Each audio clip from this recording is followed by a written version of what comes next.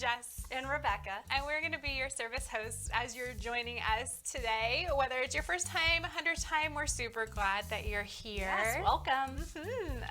As we're getting logged on, you have some time. Invite a friend. We'd love to have them join us for online service today. So send them on over wherever they are and give them the link to join us right now. So this week has been a fun week for Crosspoint, but this March marks a big day in history it really for does. us. Yeah. One 1 year. 1 year. 1 year since COVID became a thing. It's insane. Yeah. A whole year. Yeah. Oh my goodness. So like in this year, thinking through, how have you seen God be faithful this year? I know for us, we've seen a lot of just kind of mixtures of blessings, but good things in the end of, like, I've been home, and so I have a 1-year-old that I've been able to spend most of her first year of life together, which we would not have done if it hadn't been for COVID. I know for you guys. Yeah. For us, my husband commutes to work about an hour a day, so he was never home for dinner time. And so it's been really cool this last year. He's actually here for dinner, sits at the table, and best part, he washes the dishes. Oh, Yay! Yeah. It's a double COVID win.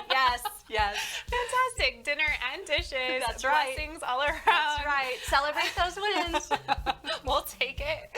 I know some other fun things that have been going on are like within small groups. So we've had some innovation in how we do groups this year, and you guys have a super cool group. Yeah, we do. We have our group online this year, and so that's been really cool just to pivot to that, to see what it would look like, be able just to still connect in an online community, and it's been great. And our relationships have grown in leaps and bounds, so it's been really, really cool. Yeah, we've learned so much about relationships. Not only do they need to be in, can they be in person, which is a blessing, but we can have them digitally, including service. So we have services that are digital now. We have all kinds of fun things that we wouldn't have had with ministry prior to this, and it's just been amazing to see how Jesus continues to move in all of these situations. So speaking of that, we think we have a moving time of worship for you ahead, and so we're going to send you over for a time of worship, and then we'll be back with you in just a second with info on what's happening here at Crosspoint. So enjoy. Well, hey, everybody, that's right. We're getting ready to enter into a time of worship, which is just a time for us to focus all of our attentions towards God, that we are giving Him our thoughts, we are giving Him our heart. And so no matter what we're doing in this time right now, whether we are learning or singing or praying, we are giving that fully directed towards God. We want to honor Him. And as we sing this song about being in His house together, we want to encourage you to stand up wherever you are. So at home or kind of joining us from wherever it might be, stand up with us. We're going to celebrate today that God can indeed release us from shame that we might be carrying with us now, so that we can fully be connected with the Lord in this moment.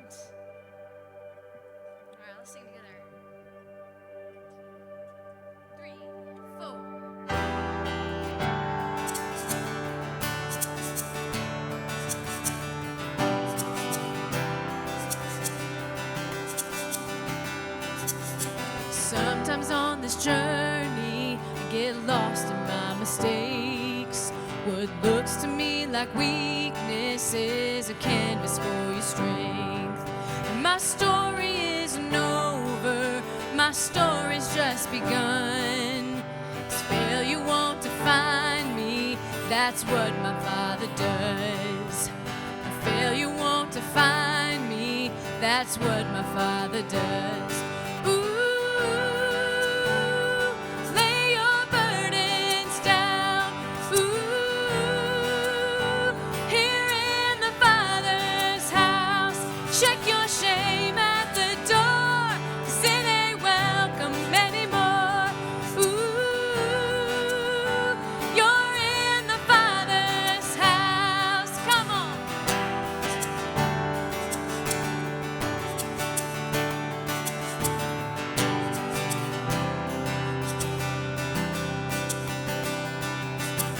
Arrival's not the end game, the journey's where you are.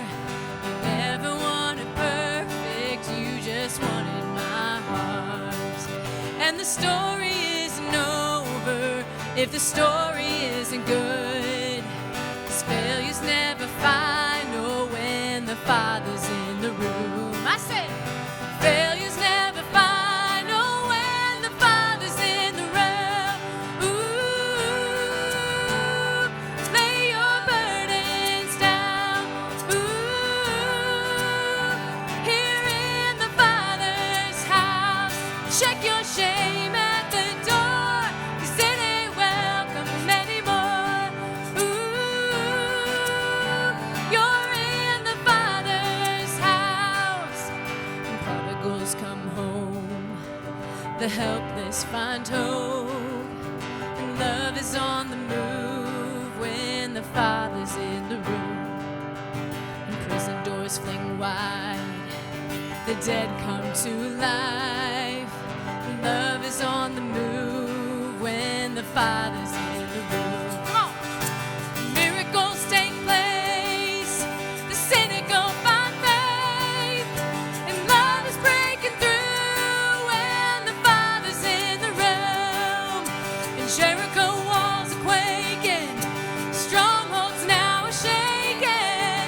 Love is breaking through when the Father's in the room. Love is breaking through when the Father's in the room. Ooh, lay your burdens down. Ooh, here in the Father's house, check your shame at the door, 'cause it ain't welcome anymore now. Ooh, you're in the Father's house. Ooh, lay your burdens down. Ooh, here in the Father's house, check your shame at the door, 'cause it ain't welcome anymore. Ooh, you're in the Father's house.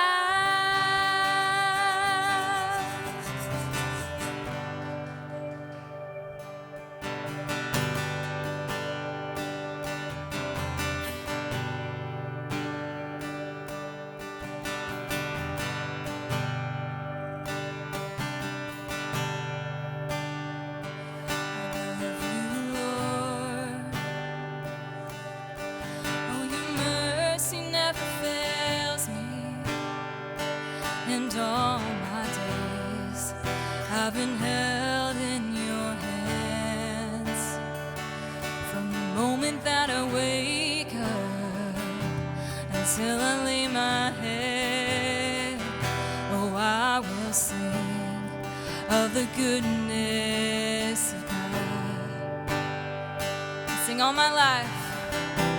And all my life you have been faithful. And all my life you have been so, so good. With every breath that I am able, oh, I will sing of the goodness of God. I love your voice. You have led me through the fire and in darkest nights. You were close like no other. I've known you as a father. I've known you as a friend, and I have lived in the goodness of God. And all my life you have been faithful. And all my life you have been so, so good. With every breath that I am able, oh, I will sing of the goodness of God. It's your goodness is running after, it's running after me. Your goodness is running after, it's running after me.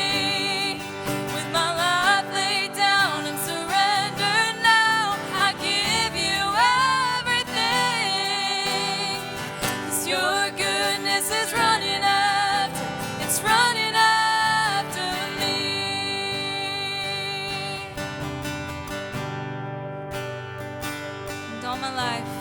And all my life you have been faithful. And all my life you have been so, so good. With every breath that I am able, oh, I will sing of the goodness of God. Oh,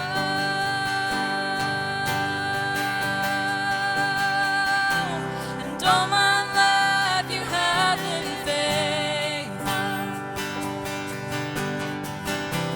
And all my life you have been so, so good. With every breath that I am able, oh, I will sing of the goodness of God. Oh, I will sing of the goodness of God.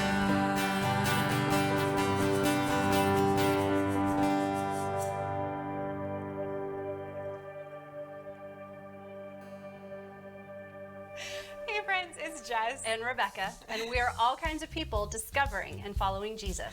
Yeah, discovering awesome hats. Thanks. If you are new here, welcome. If you would love to connect with us, we would love to connect with you. Text the word CP Welcome to 77411, and we will get you some information about our ministries, ways you can connect, as well as a little gift. That's some fun goodies that you'll enjoy this week. You can use that same number, 77411, to text your prayers. If you text CP Prayer to us at any point during service today, our prayer team would gladly love to jump in and pray with you. Awesome. And we want to hear from you. So if you could scan that connection card right now, fill it out, put down your prayer requests. If you are interested in anything about what we're doing here, we really want to hear from you. We're so excited when we get those cards. They're the best part of our week. Yes. And we also have all access online. If you go to crosspoint.com, you can check out our events, find out more about our messages, find out about cool things like why Miss Rebecca is dressed like a detective right now. You can get all that fun stuff online at gotocrosspoint.com. We also have a fun event coming up, Women's Retreat. So all of the ladies are excited about this. It's going to be a special, unique, safe time for us to get away, get connected with God, spend some time together as friends, and just really refocus and build a firm foundation with Jesus as our solid rock. And so make sure to check that out again on our website. We also have some other fun things. We do. We have an escape room coming. What? For Easter, for That's sure. awesome. So everybody, not just our CP kids, but everybody can be a part of this. Come on March 19th. March 19th. Drive through. You pick up a bag. It will have all of the fun things that you need in there, and you're going to get to decode the clues and discover what it was like for Jesus on that very final week of his life on earth. Oh my goodness. Yeah, That's yeah, amazing. for sure, That yeah. sounds so fun. You guys make And sure. Yeah. It's competition. Oh, what? Yeah, it's competition. There's prizes? There's prizes. There's timing. So you'll time yourself as a family. You'll turn in that time, and the families that turn in their time with the best time, there will be a prize. Ooh. Yeah. It's on. Whoever you are, we're doing this. Yes. We're doing this. Yes, we gotcha. And one more quick thing before we wrap up our time today. If you call Crosspoint home, there is no mystery about how your giving is used within the community here. So we would love to encourage you that if you would want to give right now, you can do that through through the website or through text. You can text Go to Crosspoint to 77977 to submit your offerings. This is a beautiful way for you to bless the community here as well as to just be a part of the mission of Crosspoint. Your generosity is changing lives. People are discovering who Jesus is because of you. And so thank you for doing that. We're grateful for every gift that comes this way. So all of that being said, are you ready for what's ready. next? Yeah, we're going to have a time in teaching. We have a guest speaker this week. We do, yay! So you're going to get to hear from Mr. Rob Fraser. He's going to be leading us in just a minute. So we're going to send you over. We know you're going to be blessed by this. Enjoy and have a great day. Hey, super excited that you guys are here that you guys are here this weekend, whenever and wherever you are watching this. One quick thing I want to chat with you about. Right now, as we are in the year 2021, what I want our church to focus on and for our community to focus on is that last year was a setback. This year is the year of comeback. We want to come back stronger, not just come back and limp back in, but our marriages, our families, our kids, our community be stronger. And one of the ways we need that to happen is we need people to get mobilized together again, to mobilize together and come be part of the team here. A lot of things got disrupted and kind of put on pause. So for us to come back stronger as our church, we want to get people mobilized. We've been trying to do some of that with some staffing, things like that.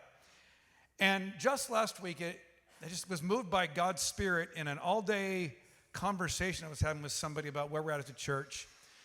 This Thursday, March 11th, 3/11, mark that date down. We're going to do a day of prayer and fasting as a church.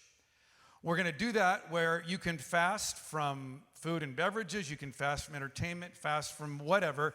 Just take something that you would normally do during your day and remove that. Obviously, if you have issues of health and things like that, check with your doctor just to make sure. But a day of fasting, and we're going to ask God to move here.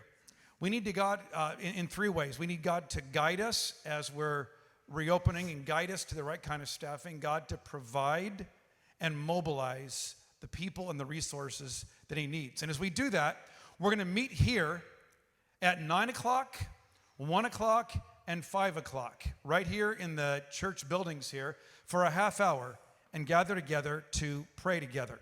If you can't join us that way because of work or just needing to not be gathered together, we will also have a Zoom link for that as well, and you can join us there as well. But I want to encourage you, want to plead with you to join me and join our team, a day of prayer and fasting for God to move in our hearts, for God to help us come back stronger, for God to guide, mobilize, and provide. We're in our series called Jesus is King, and last week, Jesus comes into town and says, hey, here I am. If you want me, come and get me. He goes and walks into the temple, and you'll see if you don't have the note sheet, you can put a pause right now and go download it, go print it, bring it back here. And now that you're back, either there or on the back of your program, however you are doing this today, you'll see the title of our message today is The King Picks a Fight. And I could think of nobody better to talk to us today about the King picking a fight than my buddy over here. This is Rob Fraser. Rob, step into the whole camera scene here. Everybody can see you. This is Rob Fraser. Super excited about Rob being here with us. Rob's been coming to our church for a year or two now. Rob's had decades of experience speaking and leading people in all kinds of church settings. And right now, he's one of the principals over at Linfield Christian School. And we're so privileged to have him here to talk to us when Jesus goes in the temple and picks a fight. I'm going to pray, and then Rob's going to rock the joint. Let's go. Jesus, today, God, my prayer as I thought about it this week, so often this is called the temple cleansing, and maybe because Jesus needs to come and clean house. But sometimes a clean house, you got to make a mess first. And so, God, we have some things where maybe we've grown too comfortable. We've allowed some things to get into our lives that are making a mess there. I don't know what that is, God. My prayer today is that whatever you want to say to us, you would speak through Rob here today and put weight and authority and anointing behind his words as he brings it for us today. Amen. Rob, we're all yours. Well, it was a tense day about 3.5 years ago. You see, it had been 29 years since my team made it to the World Series. Yes, I'm a Dodger fan. That day, Game 7, we were ready.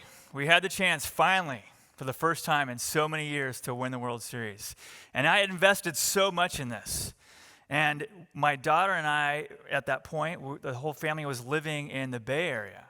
And she had become a faithful follower as well.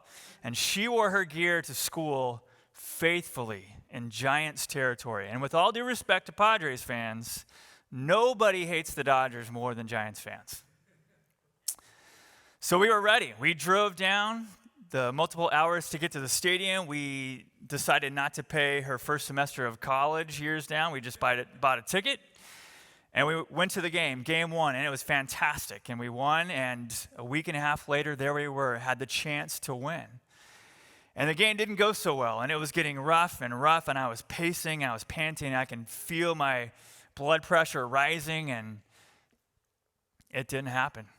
We lost, and I exploded. I was so angry, I took my fist, and I hit the bar stool in our kitchen, and it split in half.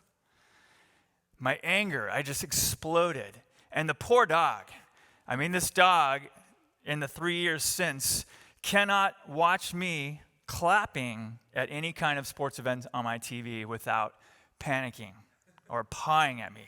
The poor dog.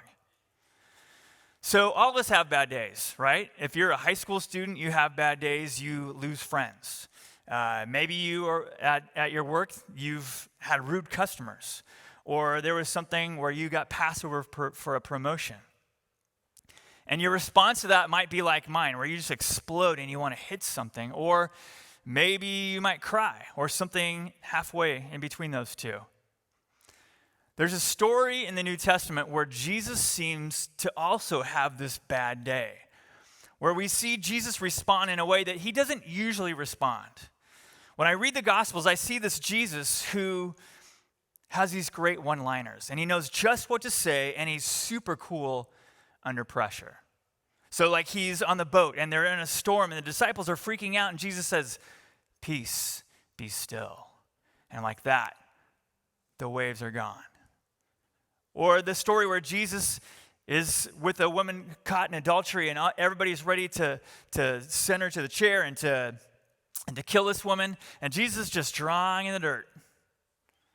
And he says, "He who is without sin, you go ahead and cast the first stone." Great line. And one by one, they walk away. But this story is very different. Jesus seems to just completely lose his cool. If you've got a Bible with you, please open up to the book of Mark, chapter 11. We're looking at verse 15. When they arrived back in Jerusalem, Jesus entered the temple and began to drive out the people buying and selling animals for sacrifices. He knocked over the tables of the money changers and the chairs of those selling doves. And he stopped everyone from using the temple as a marketplace. He said to them, "The scriptures declare, my temple will be called a house of prayer for all nations, but you have turned it into a den of thieves." So as Pastor Steve talked about, I'm in the principal world. I'm the vice principal at an elementary school. And so one of my biggest tasks is student discipline. And not a day goes by where I don't have a conversation that talks about choices. You made a bad choice. You should not have hit him. You made a bad choice. Why did you throw your lunch up on the roof? Why did you throw your friend's lunch on the roof? Why did you throw your jacket on the roof?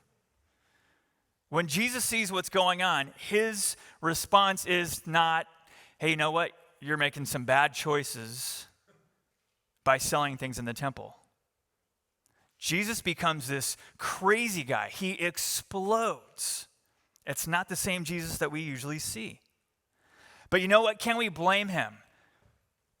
The context of the story is right after he comes into the city, Palm Sunday, where there's this huge parade, and he's at this high, right? The crowds are going crazy. Save now, save us, Jesus.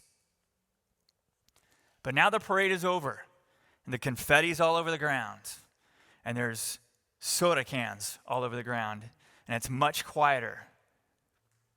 And it's Jesus thinking, wow, in a few days, I'm going to the cross. He goes from a high to a low, and he comes into the temple courts and he sees this corruption and he loses it. God's house has become farmer's market and he explodes. But if we take a deeper dive into the story, we find out that, you know what? Maybe his explosion was really justified. maybe it wasn't such a bad response after all. You see, Passover was a festival, and Jewish males were mandated to come, no matter where they were living, and many of them came from a long distance to come to Passover, to Jerusalem. And along with them, they had to come and bring a sacrifice, something that meant a lot to them, an animal like a sheep, or for those who didn't have as much money, like a dove. And to make this sacrifice of something that cost so much to them. But now, if you've ever been on a camping trip, maybe you go to Yellowstone, somewhere far, far away, the best plan is to get close to the campground and buy your groceries there. That way you don't have to lug your groceries hundreds of miles, buy ice every day. This is kind of what was going on.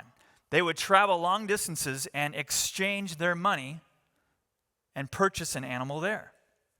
But there were two major problems that were going on. The first was a money problem. Okay, think about this. An amusement park. They're going to open up pretty soon, right? You're ready to take your kids to an amusement park, and you get to the amusement park, and you pay a ridiculous fee for the parking, right? Then you get to the gate, and you have to pay a ton of money to get into the park. And then you got to buy the food. And then your kids or your grandkids want souvenirs at the end of the day. You have just thrown a ton of money away for this experience. But what happens if that amusement park were to say, you know what? We've changed our policy. Before you come into our park, you actually have to use our brand new currency. So you have to go to a bank that is owned by that amusement park, and you have to exchange your US dollars for their dollars. And guess what? They charge a ridiculous rate, and you don't get much money for your dollar. This is kind of what's going on at Passover.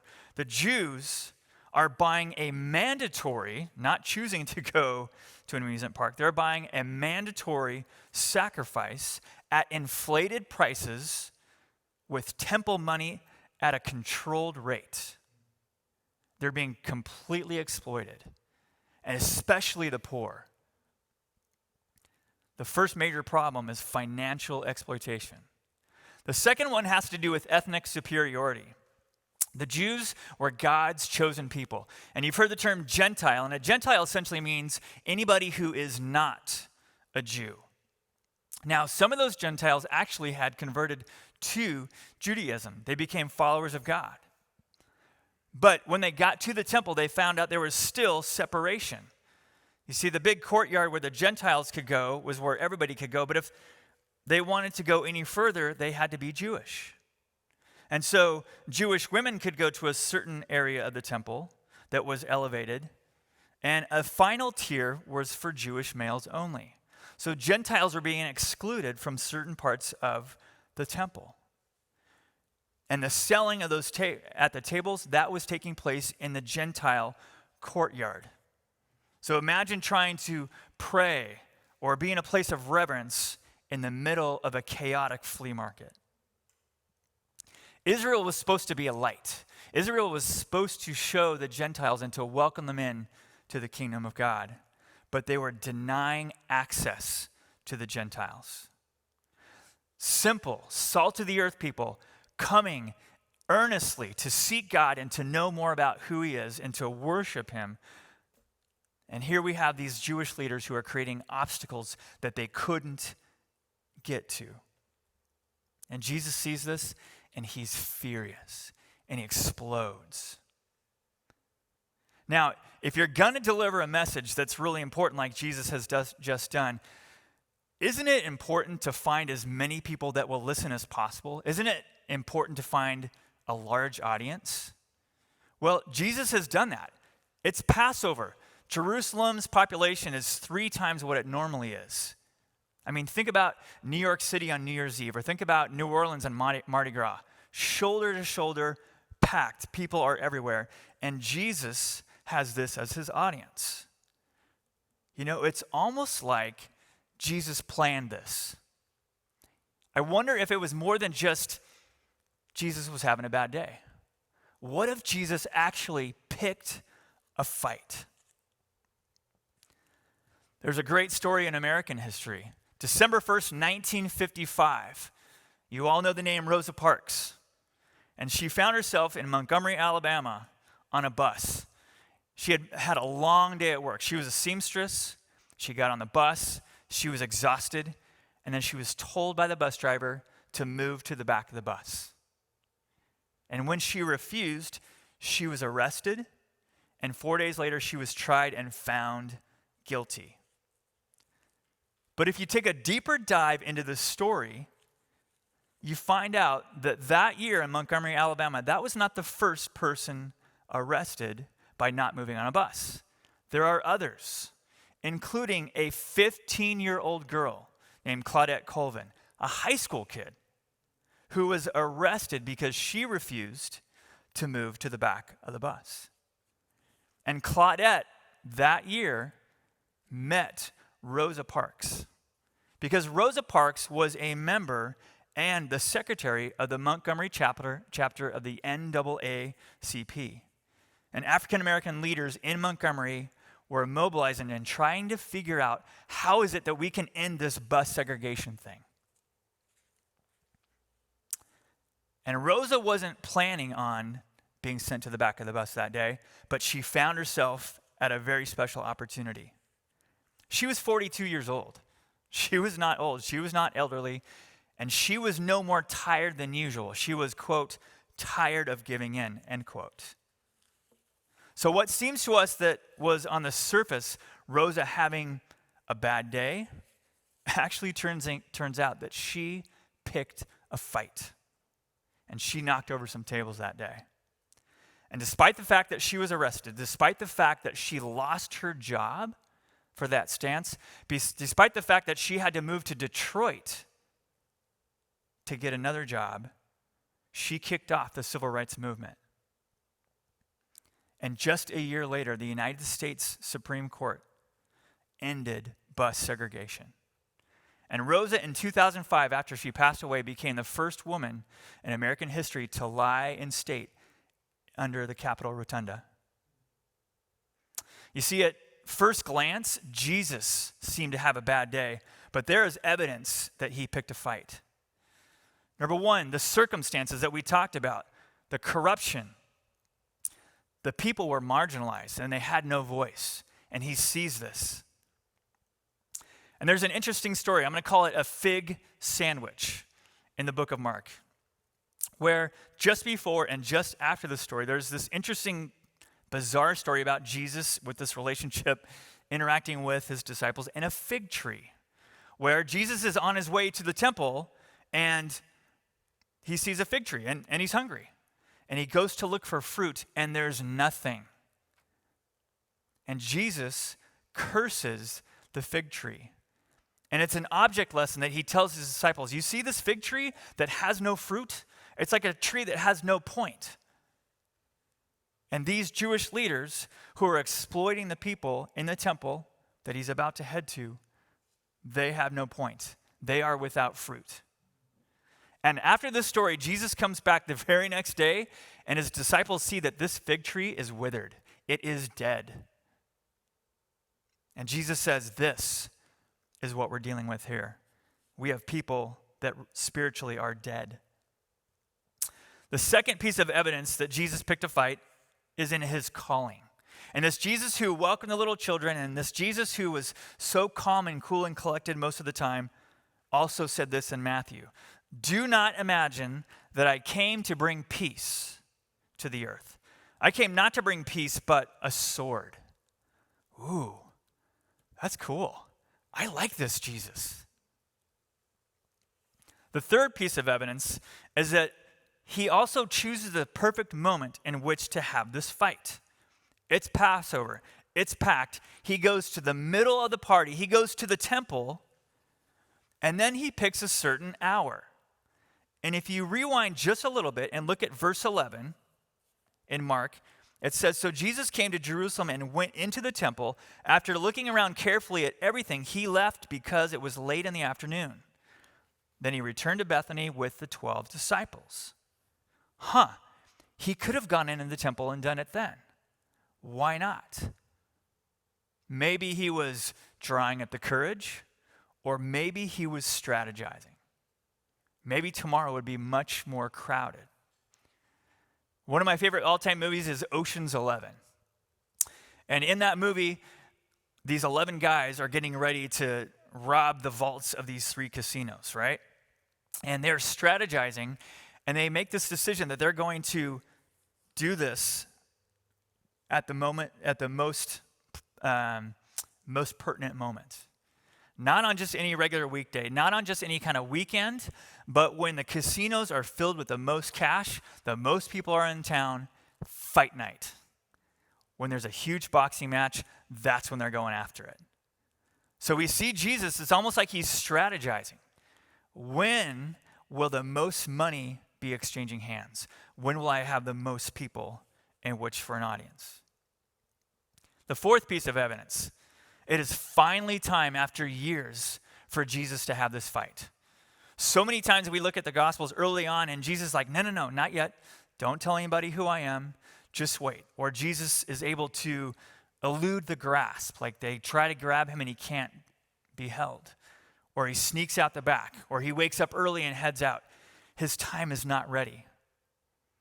But just a few days before, in the book of Mark chapter 10, he tells his disciples, okay guys, we are going to Jerusalem. I am going to die. They are going to kill me. So he knows his time has finally come.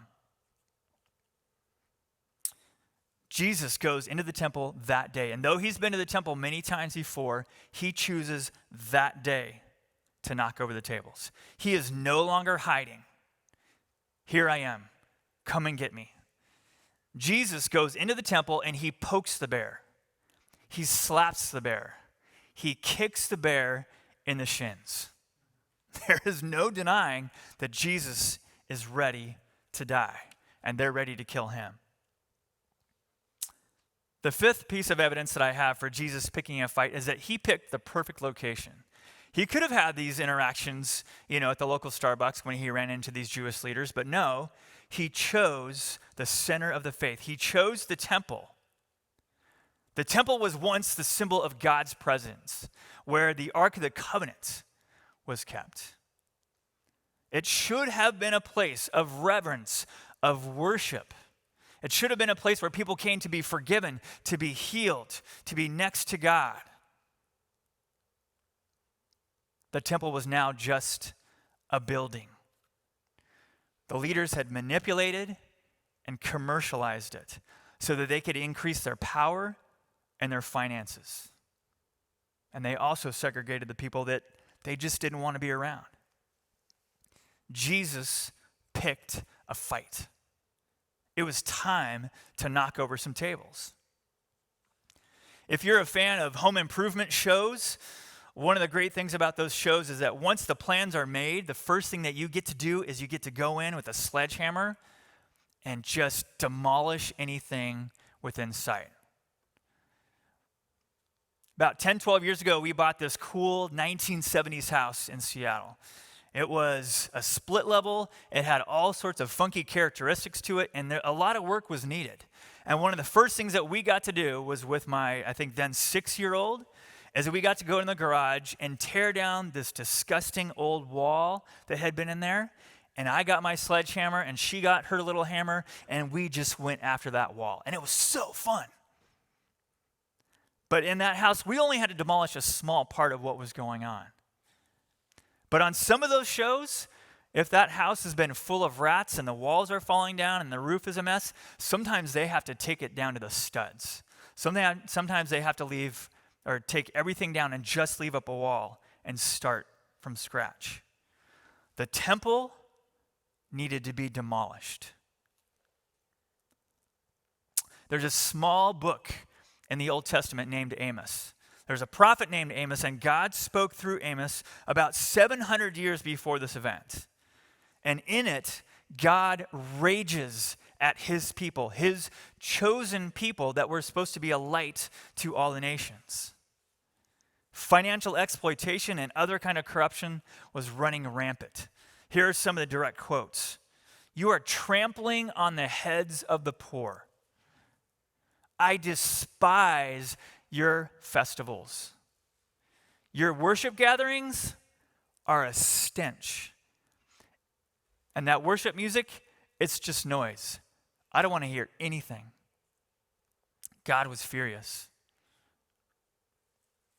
It was time to knock over some tables. It was time to demolish the old temple. It was time to build a new temple. But Jesus redefined the temple. The temple was not a building. Jesus interacts with a woman in John chapter 4, and he tells her that one day we will worship in spirit and in truth. And in the same story of Jesus interacting at the temple, he tells the audience, destroy this temple and I will raise it again in 3 days. Jesus is not talking about a building. Jesus is talking about himself. Jesus is the new temple. You might know the story about what happens at Jesus' death. Jesus is on the cross, and at the exact moment where Jesus dies, the temple curtain splits into two. And the temple curtain is what separated the most holy place from the rest of the temple.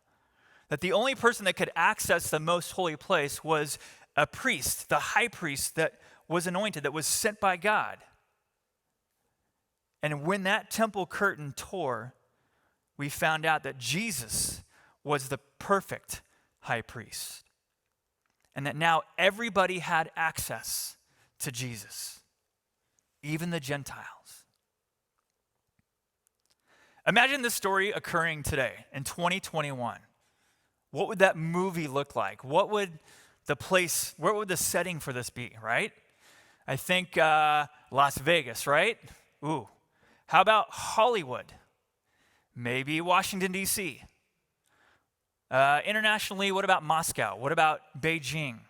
These would be great places for Jesus to come around with the sledgehammer, with the whip, and just start tearing tables apart. But where does Jesus go in this story? He goes to the temple. He goes to the religious leaders. He goes to those who are claiming to be his most ardent followers. Ouch. So let's look at ourselves. The capital C church, my seminary professor would say, the church globally, Christians all over the world, Christians across the country. What is it that Jesus would knock over first? How about preachers that lose their temper and break stools when their team loses? Okay, I will own that one. How about our temple divisions? Where are we divided? How about our hate? How about our prejudice? Sunday morning still remains the most segregated hour across our country, where we tend to worship with those who look like us and do life like us. But in 2021, not 1955, elderly Asian Americans are being beaten in the Bay Area, Chinatowns. 2021, many, many African Americans fear for their lives.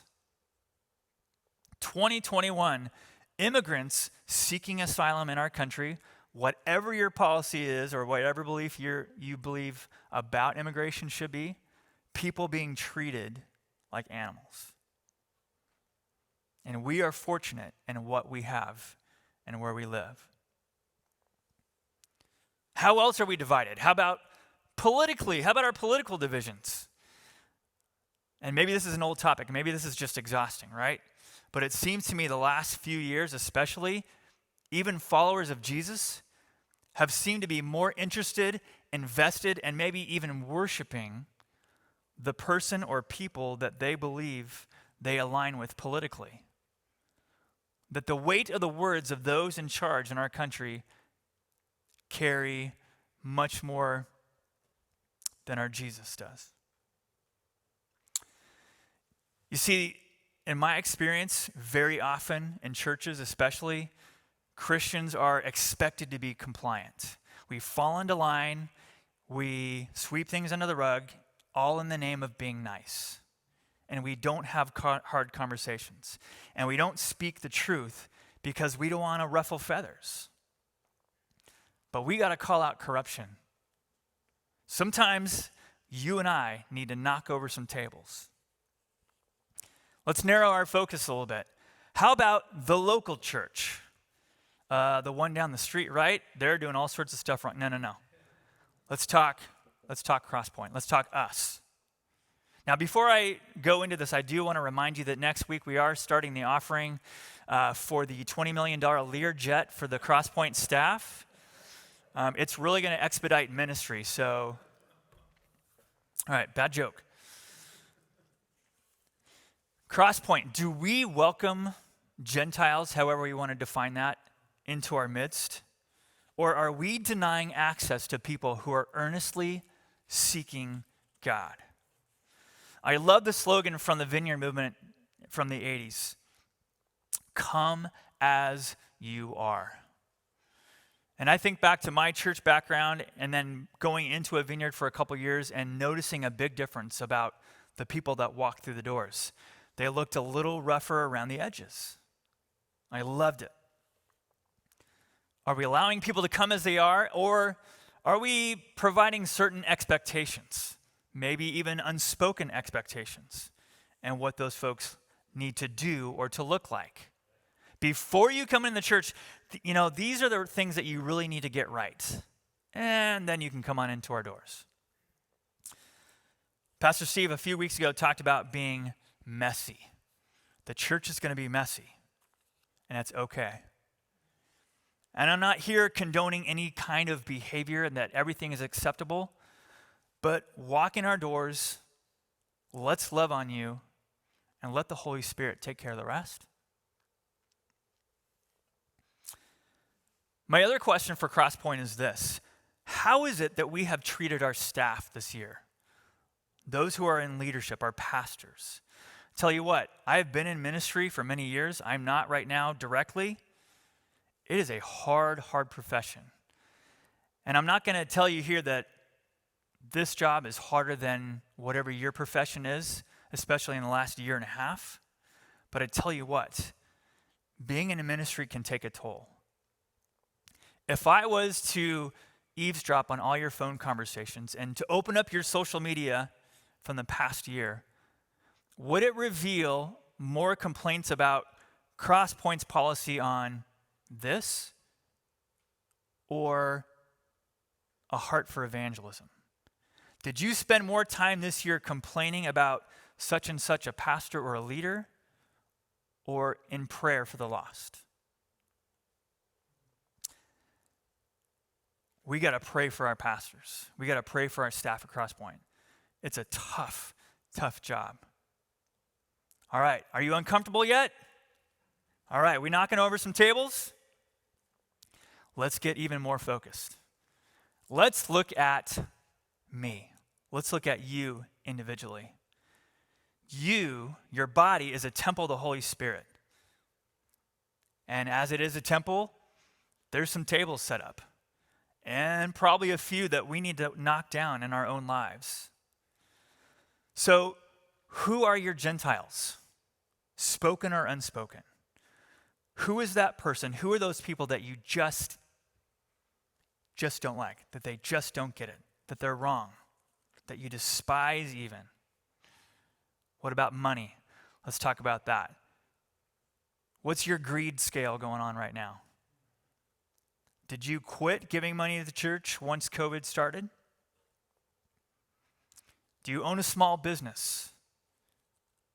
How do you treat your employees? How do you treat your competitors? Is it just business and it's not personal? Or are you honoring God with that? So as we get into the nitty-gritty, as we start to look on the inside, we start to squirm a little bit. And trust me, when you preach this stuff, you got to deal with this stuff on your own. This is the Jesus, I don't think I like this one as much. I like it when Jesus goes down the street and he goes after that church, right? And those people, yeah, they deserve it. I'm a good guy. I don't need him in my business. That's the hard part. Ecclesiastes 3, the famous passage, includes this. There's a time to mend and there's a time to tear down.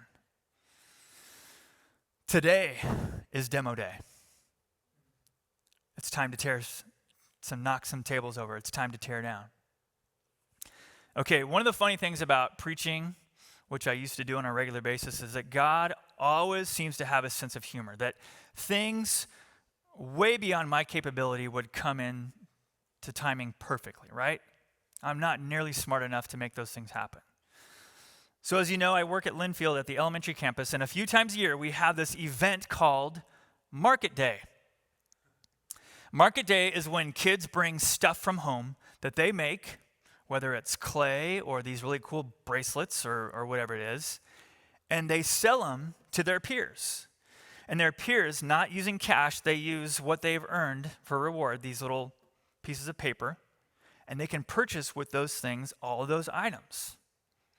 So I'm walking around yesterday, because yesterday was market day, and I'm walking around the principal and thinking, isn't this funny? You think I should go over there to that 7-year-old and knock over their table and show them what Jesus was mad about? We hold market day on the chapel patio. We don't have this indoor facility. We have an outdoor, beautiful space where every week we come and we do chapel. And we worship God. And these kids are out there and they're singing and they're dancing just completely unashamedly. It's the greatest thing to watch these kids. And what's interesting is that it's kind of like this microcosm for their lives. Because these little kids who are dancing unashamedly and singing slowly change. They come to market day as 7-year-olds and they sell all these great things. And a few years later, as 4th and 5th graders, they start to notice, hey, that kid sold more than I did. Hey, their product is better than mine. And they become self-conscious. And in their lives, they start to think about their identity. And if you've watched a middle schooler and a high schooler, you look at them and their lives change. And they used to have this great zeal, and they're zesty and energetic, and nothing bothers them. And all of a sudden, they have a conscience, and they're fixing their hair, and they're afraid of what everybody thinks of them. And even at a private school, kids come from broken homes, and lousy stuff is going on. And these kids slowly drift from God. I think about those temple workers, those vendors. You know what? Once upon a time, they were those little kids dancing and singing those songs. And you and I, we were once those little kids dancing and singing those songs. And something happens. We slowly drift. And we become aware of who we are. And we're not as happy. And we drift from God. And all of a sudden, we've got these tables in the temple that shouldn't be there. We're exploiting people. We're selling doves for too much money. We're worshiping the wrong things, and there's corruption in our hearts. Now, this is something that we didn't plan, right? The temple workers didn't wake up at the age of 5 and say, you know what? I'm going to exploit as many people as I can. And you and I, dozens of years ago, didn't say, you know what, someday I'm going to exploit people. I'm going to be corrupt as possible. No, we just kind of drifted. And Isaiah 53 tells us that all of us, like sheep, have gone astray. All of us. But here's the amazing news, because I've been Debbie Downer for a while, right? The amazing news is that even though we were like sheep that went astray, Jesus gave his life for us. He knows us. He knows what's on the inside, and he still went to the cross. He saw all the gross stuff inside and said, you are my child. And the temple curtain tore, and we all have full access to Jesus. We march right to him. There is no hurdle, there is no obstacle. My friends, we've been talking about demolition and knocking over tables, and that hurts. But the amazing news is that Jesus gave his life for us, and that demo is incredibly beneficial in the long run. Hebrews 4. So then, since we have a great high priest who has entered heaven, Jesus, the Son of God, let us hold firmly to what we believe. This high priest of ours understands our weaknesses, for he faced all of the same testings we do, yet he did not sin. So let us, Crosspoint, come boldly to the throne of our gracious God. There we will receive his mercy, and we will find grace to help us when we need it most. Let's get to work. It's time for some demo. It's time to knock over some tables. Let's pray.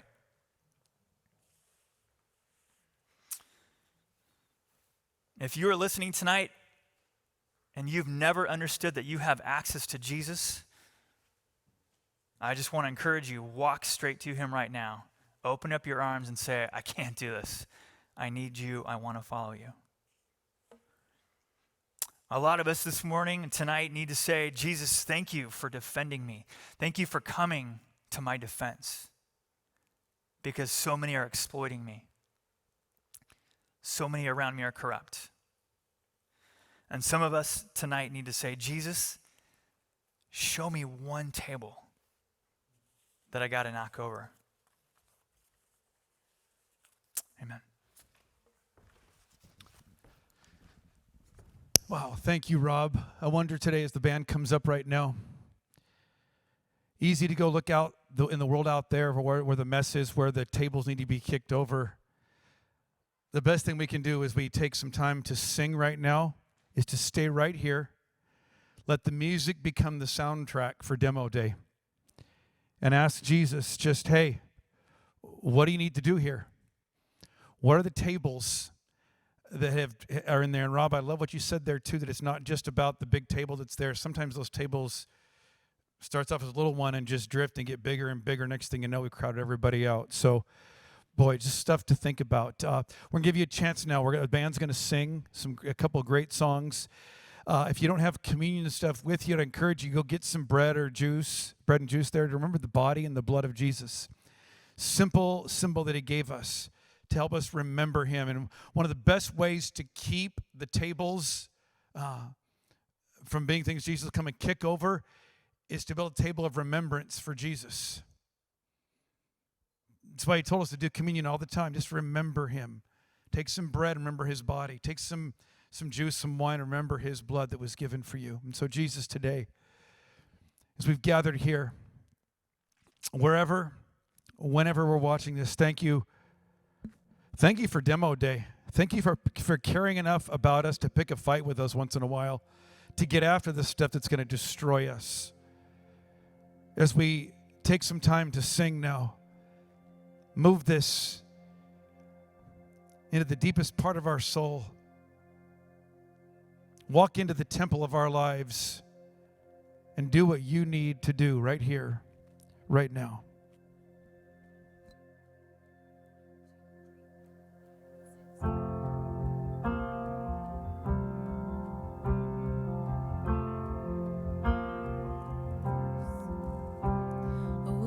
Would you open the heavens? Oh Lord, come and make all things new. And I will keep watching and praying as my soul longs only for you. So I'm gathering wood for the fire. I'm filling my lamp with the oil. Oh Lord, in the season of waiting, let my heart burn only for you. Wake me up from my slumber, God. Fill my heart with your fire, God. 'Cause I want to burn. I want to burn for you. Wake me up from my slumber, God. Fill my heart with your fire, God. 'Cause I want to burn. I want to burn for you. I know you will come like you promised. I know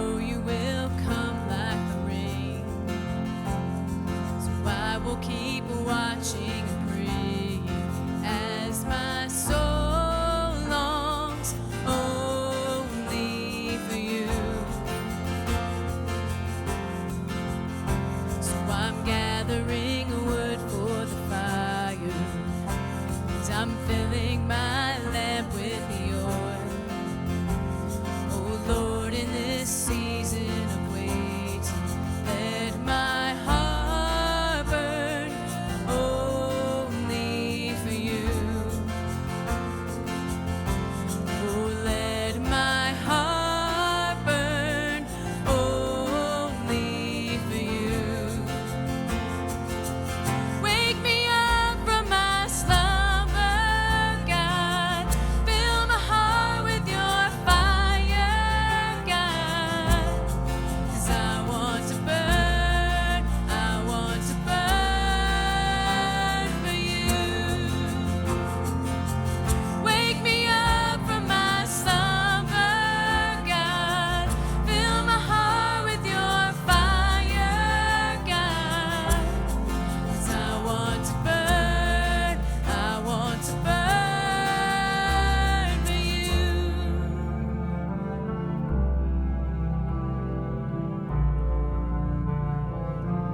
Let me burn for you.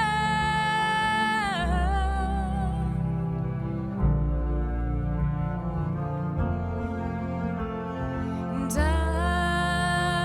return to you, 'cause you are my first love. I return to you, 'cause you are my first love. I return to you, 'cause you are my first love. I return to you. Oh, wake me up from my slumber, God. Fill my heart with your fire, God. 'Cause I want to burn for you. Wake me up from my slumber, God. Fill my heart with your fire, God. 'Cause I want to burn for you.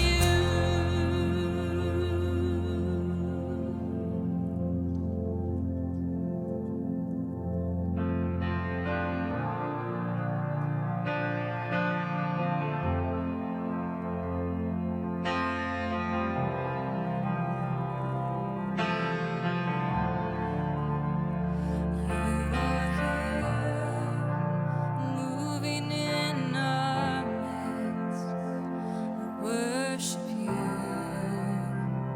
I worship you. You are here, working in this place. I worship you. I worship you. Sing, you are. You are waymaker, miracle worker, promise keeper, light in the darkness. My God, that is who you are. And you are waymaker, miracle worker, promise keeper, light in the darkness. My God, that is who you are. You are here, touching every heart. I worship you. I worship you. You are here, healing every heart. I worship you. I worship you.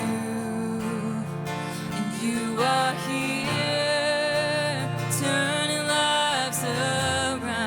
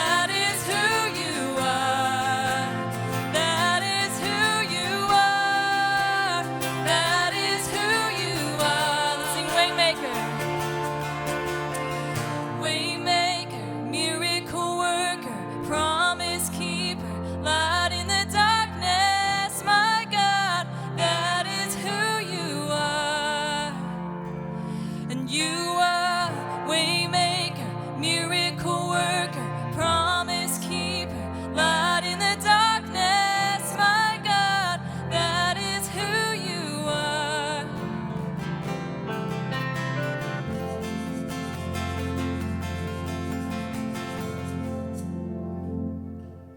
Awesome. Man, Jesus has some stuff he wants to do. I never thought about it that way before, but before he gets to work on building some stuff, he's got to do some demo day. He's got to clean some stuff out. I pray that he will do that, reveal that to you, not just from what you experience here today with us, wherever and however you've watched this, but also on Tuesday afternoon and Thursday evening and Saturday morning. His Spirit will just get to work on that stuff that's just getting in the way. Thank you for being here this weekend. Come on back next weekend. Come back in person, online, whenever and wherever. Make sure you tell people about us. There's all kinds of people that are coming to faith and seeing us online and all that kind of stuff because you just tell them about us. People coming to faith, getting baptized, all that and more. And then be here this Thursday. Join us this Thursday for that day of fasting and prayer. All day long, fasting and praying, but specifically 9 o'clock, 1 o'clock, and 5 o'clock are the times when we're gathering together in person or on Zoom for that. Have a great week. We'll see you this Thursday and next weekend.